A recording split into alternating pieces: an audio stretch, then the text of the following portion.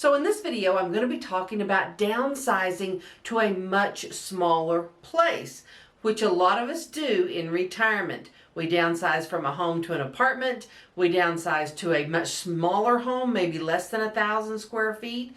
Maybe even we downsize to an RV. And I'm going to talk about the #1 issue every person has when downsizing. Coming up next.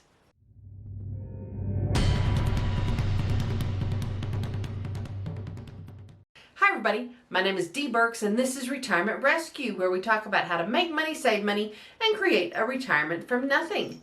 Well, a lot of us downsize in retirement when we're talking about our living circumstances.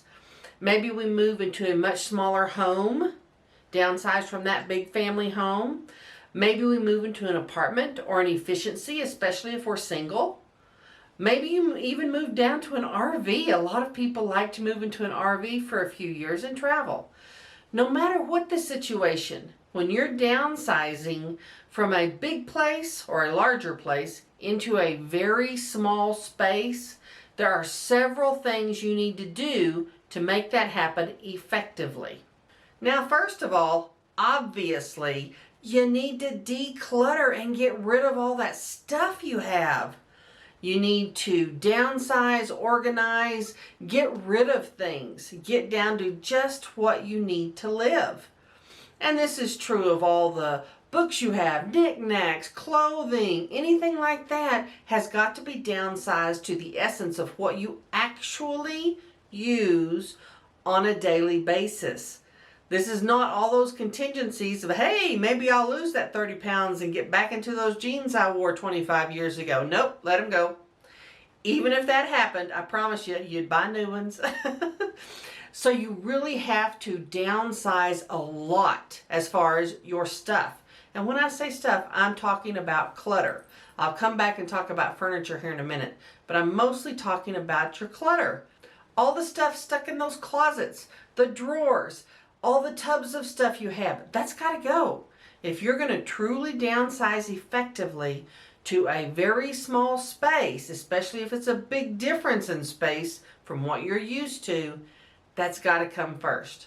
Now, the second thing, and this is pretty obvious to a lot of people too, is you have to be very organized. You have to look at your new space and say, okay, what is the maximum amount of space I can get from this location? And I've done numerous videos on various items that you can use to organize and help you with that. And a lot of that has to do with, things like adding wire shelving. So you have 2 levels of shelving in every cabinet you have. Adding command hooks to the insides of your cabinets to hang things on. You can put things in Ziploc bags and hang them on those command hooks. It really increases your storage space. Think about small shelving units or small wire rack units that you can use to increase the storage in your new small space. That will help you tremendously. A lot of those small spaces aren't really organized well, but if you organize well, you can dramatically increase the amount of storage space you have in a new space, even though it's much, much smaller.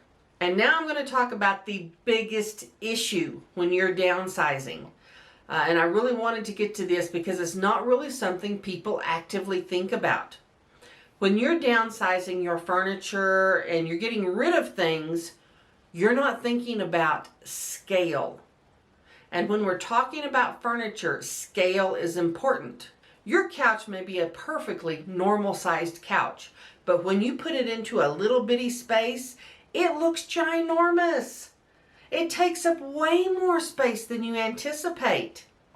So scale is important. When you are going into a small space, you need to think about, okay, maybe I need a love seat rather than a couch. Maybe I need a 12-inch by 24 end table instead of a 24 by 24. And when you think about this, it seems obvious, but it's not obvious.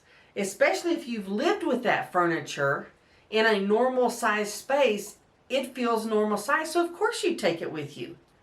But then when you do that, all of a sudden, your new space feels very cramped. It's like you've got overload on furniture. And the real issue is scale. Now let's talk about how you solve this room by room. When you are talking about a room like your living room, you want smaller scale furniture that does multiple things. For example, if you right now have a couch and a recliner and an extra chair in your living room along with your coffee table and end tables, number one, get rid of the coffee table. Anything sitting in the middle of the room is going to take up too much space. And in a small space, your walking area isn't near as large. So you've got to have more floor space. So get rid of anything that sits in the middle of the room, a footstool, a coffee table, anything like that. Now think about furniture that can do double duty. For example, instead of a couch, get a love seat. And if you have a recliner currently, get a love seat that has a recliner built into it. So your furniture is doing double duty. If you have end tables, which I think most of us do, and you have lamp and other things on your end table, size down your end table. Get one that is much thinner rather than wide. Instead of a square end table, get one that's a rectangle that takes up a very, very small space. And also, don't have lamps sitting on things. Get a floor lamp that can sit behind your furniture rather than have a lamp on every table. That makes it feel cluttered and closed in. And a big lamp, a floor lamp, will light the same area without having all those things sitting on something. Something else when you're thinking about furniture that does double duty. Your end tables, if you have a television stand, a lot of people have their televisions mounted on the wall. But if you have a stand that you sit your television on, or something that sits underneath your television, number one, it needs to be a thin profile, maybe 8 or 12 inches deep, but it needs to have cabinets. Cabinets and drawers and end tables and TV tables give you more storage space so you don't have things sitting out cluttering it up. Number one, it hides all your clutter and it gives you some place to put things. So always think about furniture that can do double duty. And when you're thinking about recliners or freestanding chairs, again, think about scale. Get a smaller chair rather than a great big huge puffy one that takes up a lot of room. Think about scale. When you are looking at any piece of furniture, think about scale, because in the furniture store, everything looks like it's normal sized. But if you have a small space, it's not. So get something that fits the space rather than something that's huge and puffy. Now let's talk about your bedroom. If you're downsizing into a very small space, most of those spaces won't hold a king size bed comfortably. Downsize. If you're used to a king, downsize to a queen. If you're used to a queen, downsize to a double. But a queen is usually the most you can have in a small space. But with that queen bed, get a bed that has drawers underneath. So you have somewhere to put things in a drawer, and you don't have to have a separate freestanding piece of furniture with drawers in it. Now, often a small space will have a little bit larger closet. If you need extra drawer space, you can get a very small unit that has drawers in it and shelves or anything you need and put it into your closet. That's generally going to be the best place to put something anyway. It's still going to need to be small. But having drawers underneath your bed increases that storage space, gives you somewhere really efficient to put things, and again, decreases the amount of clutter you have. Now let's talk about the kitchen, because even when people understand the idea of scale in regard to furniture, they forget about the kitchen. But it's the same issue. You want to scale down your dishes and your pots and pans to just enough for 1 or 2 people. You don't need the huge Dutch oven if it's just 1 or 2 people. You don't need the huge cookie sheets if it's 1 or 2 people. You can get small 8x8s. You can get square cookie sheets. You can downsize all of your kitchenwares to be just enough for 1 or 2 people. You don't need a freestanding mixer. Those things are huge, and if it's just 1 or 2 people, You don't need it. You can use a stick blender or a handheld mixer that stores easily and takes up way less space. But those are the things you have to think about. You know, if you have normal size, your normal 12-inch dinner plates, size down to 10-inch dinner plates. Number one, you'll probably eat fewer calories. There have been studies done that show smaller plate, fewer calories. But also it fits more efficiently into your cabinet because your cabinets in a small space are also downsized. Your refrigerator, downsized. Your freezer, downsized. And also, don't duplicate things. Instead of having mugs as well as teacups and saucers, just have some mugs. Instead of having several different kinds of stemware, get stemless stemware. Get a few. Don't have more than 4 of anything. Glasses, cups, plates. You're not going to be entertaining a horde. If you're moving into this small space, it's rare you'll even have another person or another 2 people there with you in that space. It's really just too small. So you never really need more than 4 of anything.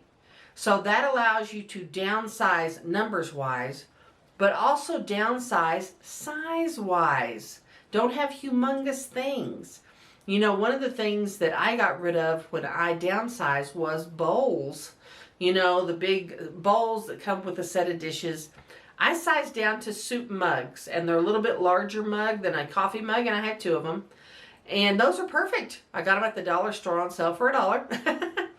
And those soup mugs are just enough soup for 1 person. You don't need the humongous bowl. And honestly, the soup mugs are a little bit easier to hold and eat out of, in my opinion. But anyway, that's just one area that you can start thinking about. Okay, do I need all this stuff, number one? And can I downsize it? Can I get a smaller scale? The scale is the thing when you're in a smaller space. It's not necessarily the amount of space, although it's that too. You can't have 85 glasses. You have to downsize the number of things, but downsizing the scale really helps that space feel comfortable. Because otherwise, if you take large items into a small space, they always feel uncomfortable. It doesn't feel like it fits or like it goes together. It just feels out of sorts. And it is. It really is because of the scale. Now, these are just a few ideas if you are moving into a smaller space, and hopefully some of these ideas will help you. But always think about scale when you're downsizing. Now, if you've enjoyed this video, please click subscribe, and I'll see you next time.